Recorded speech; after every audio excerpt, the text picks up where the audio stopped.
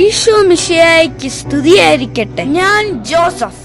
വിശുദ്ധ യൗസേ പിതാവിന്റെ തിരുനാളായതിനാൽ ജോസഫ് എന്ന വാക്കിൽ ഒളിഞ്ഞിരിക്കുന്നു. വിശുദ്ധ യൗസേ പിതാവിന്റെ സ്വഭാവ ഗുണങ്ങൾ നമുക്ക് പരിചയപ്പെടാം. Joseph, just and righteous man. നീതിമാനായ മനുഷ്യൻ. നീതിമാനായ ജോസഫിനെ വിശുദ്ധ മത്തായിയുടെ സുവിശേഷം 1-ാം അധ്യായത്തിൽ നമ്മൾക്ക് കാണാം. for obedience, അനുസരണം. കർത്താവിന്റെ ദൂതൻ സ്വപ്നത്തിൽ പ്രത്യക്ഷപ്പെട്ട് ജോസഫിന് നൽകിയ ഓരോ ദിവ്യ സന്ദേശങ്ങൾ അനുസരിച്ച് പ്രവർത്തിച്ച അനുസരണയുള്ള മനുഷ്യനാണ് ജോസഫ്.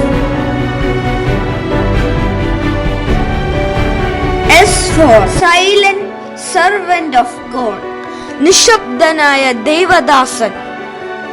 തന്റെ പ്രവർത്തികൾ കൊണ്ട് ആഴമായ വിശ്വാസത്തെ നമുക്ക് കാണിച്ചു തന്ന നിശബ്ദനായ മനുഷ്യനാണ് ജോസഫ്.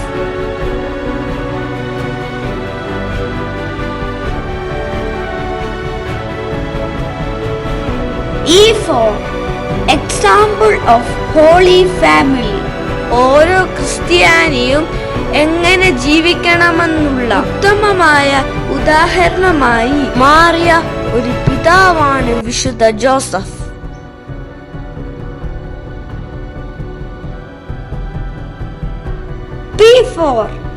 പ്രയർ, പ്രാർത്ഥന.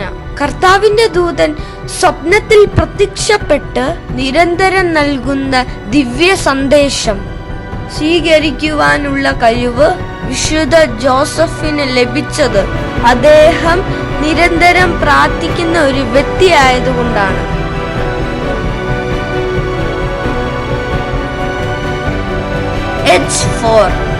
Honest hard work. തന്റെ കുടുംബത്തെയും ജോലിയെയും സ്നേഹിച്ച സത്യസന്ധനും കഠിനാധ്വാനിയുമായ വ്യക്തിയാണ് ജോസഫ്.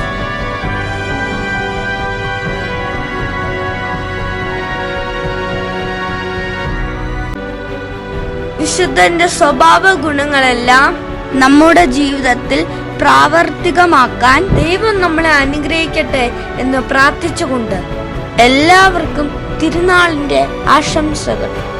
ജോസഫ്, ഞാൻ വിളിക്കുന്നേ.